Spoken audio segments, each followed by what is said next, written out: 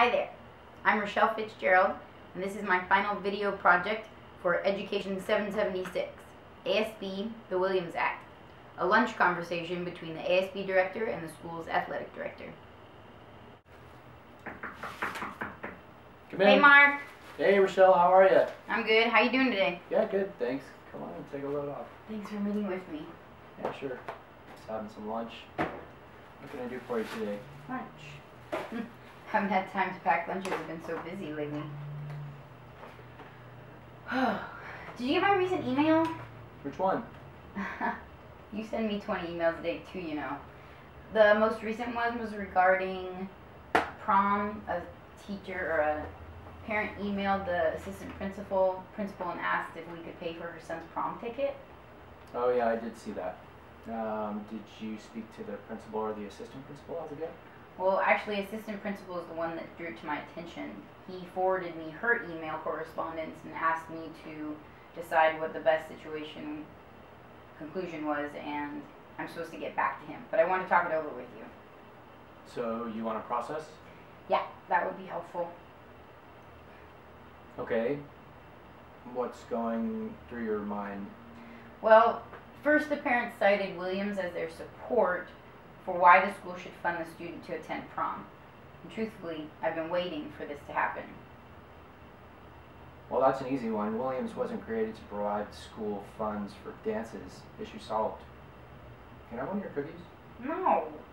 And that's not solving the problem. There you go. When was the Williams case filed? Do you know? 2004? It was settled in 2004, but the initial motion was filed in 2000. And you're right, it wasn't over $100 prom tickets. I know Williams versus California is based on two principles. The state of California must provide all students with resources they need in schools so that students have an equal right to education. But you and I both know that there's more to it than that. Of course, there always is. To accomplish these principles, Williams argued that California must establish standards for educational conditions in order to correct and prevent bad conditions in schools. In settling Williams out of court in 2004, the state agreed to these provisions to guide and act upon the new standards. And those were, all students, including English learners, have to have textbooks and materials to use in class and at home. Yeah. Every Every school and classroom must be clean, safe, and in good condition. Yeah. Every child must have a well-trained teacher. And the new standards for school conditions must be posted in every classroom. Officials will investigate. That's why we have our Williams visit every year.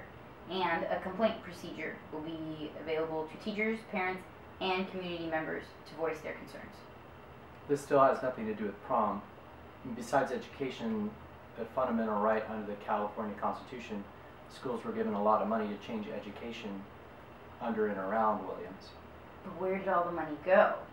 Most of the money was and still is spent on instructional materials and facilities improvement. Not anymore. Remember at the end of last school year in 2011 when we called all the coaches into the ASB room? We had Subway sandwiches to break the news about the protocol under Williams. Of course, the ACLU. Governor Schwarzenegger said every California student has the right to not only a quality public education, which Williams was already covering, but a free public education. He was addressing all of those illegal fees we used to charge students for. PE clothes, athletic sports uniforms. ASB card for athletes and students, breakfast, lunch, lab supplies, goggles, etc. Workbooks, novels. Lockers, locks, field trips, clubs. Musical instruments. Prom tickets. Exactly. Hey, what constitutes a uniform for an athlete? Well, let's take soccer for example. The district has to provide the uniforms. That's everything the student needs to play. So shorts, shirt, socks. Socks? Really? That's part of the uniform. Well, what about cleats? Those special shoes are part of the uniform too. That may be coming, but as for now, cleats aren't part of the required uniform. I guess technically the student doesn't really need them to perform. Except they do. Football wears cleats too. Basketball has court shoes that they only wear in the gym, and baseball and softball wear cleats. And our runners wear spikes. Not for prom. Right, rabbit trail, sorry. What were we talking about? Illegal fees and all the things which used to require students to pay for, but no longer are able to collect money for today. Which brings me to wonder, what can we require students to pay for?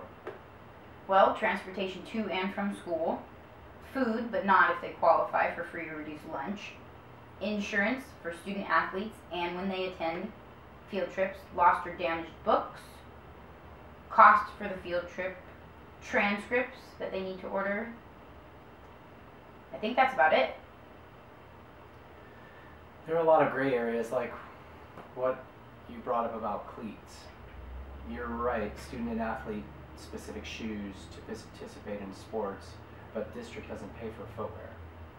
How do you think all this affects the students as learners? Well, originally, student performance was the point. You provide students, all students, but really they were focusing on lower income schools with adequate books, safe, clean classes, credentialed teachers, and Casey instruction and services, and student achievement would improve. But according to the research that I've done recently, commentators agree that once school facilities are made safe and accommodating, simply spending more money in low-performing schools by itself is no guarantee of improved student outcomes. It comes back to how the money is spent. Funding should be directed to those factors that are most positively correlated with student outcomes. I don't know if spending millions of dollars in California schools on sports jerseys, clubs, and prom tickets was what the Williams family originally had in mind. Equal access? Yes, of course. Schools supplying everything a kid could possibly need to have a well-rounded high school experience? No. What about in our school? We're a 98.5% Hispanic school, with the majority of families qualifying for free or reduced lunch. Don't our kids deserve to have the same experience as the more affluent kids at a different school? I don't know. I guess I lean towards no. Our debt-ridden state cannot be expected to pay for everything. Spending more money on the education of low-income students in racially isolated schools does not address the positive impact on learning and socialization of student bodies that are integrated by both race and class, nor does it influence parenting skills. Which brings us back to the topic at hand. What are you going to tell the assistant principal? Well, what would you say if a parent relied on Williams to claim that the school should pay for sports shoes? I would encourage them to fundraise. On campus. Sure, why not? Because our clubs and sports fundraise on campus. How are our school-related activities supposed to make money so they can buy supplies or attend fun events if every student is selling the same stuff? And most likely, the individual students will sell candy and chips that we don't provide in our vending machines. And the clubs and sports aren't allowed to sell that stuff. Again, it's taking money away from student school-related activities. You know, most of the money we raise comes from our own campus anyway. The students in sports and clubs sell to teachers and other students. I would just hate to see the district decide to lay off teachers in order to fund student events, but I just don't see where more money is going to come from. So no on-campus fundraising for prom tickets. Have you seen the calendar in my office? Every sport and club has scheduled time and goods that they are approved to sell. The calendar's full. It has been since the beginning of the school year. That's the most fair and equal way to spread the wealth. I feel like what you're saying is, tough luck, kid, no prom. I guess I am. You know, I looked at a few schools located in more affluent districts, and I discovered that some of them cite 20 exceptions. These are permissible mandatory fees, charges, and deposits. The very first exemption is for optional attendance at a school-sponsored activity. That's prom. Because if we decide to provide a free ticket for this one student to attend prom, what's to stop the parent from emailing again and requesting a tuxedo or boutonniere? Most school activities are not required. They're not mandatory. They're created to form a fun campus atmosphere and promote school spirit, and most cost some kind of a fee. Well, it sounds like you know what to tell the assistant principal. Yeah, I think I do. And if the parent is unsatisfied with the response, they have the right to describe and file a more formal complaint to the governing board at the next meeting. Well, there's the vow. Thanks for your time, Mark. I appreciate it. Yeah, no problem. Did you enjoy the cookies? Yeah, they were really good. Great. Thanks. Have a good day. You too. See ya. Bye.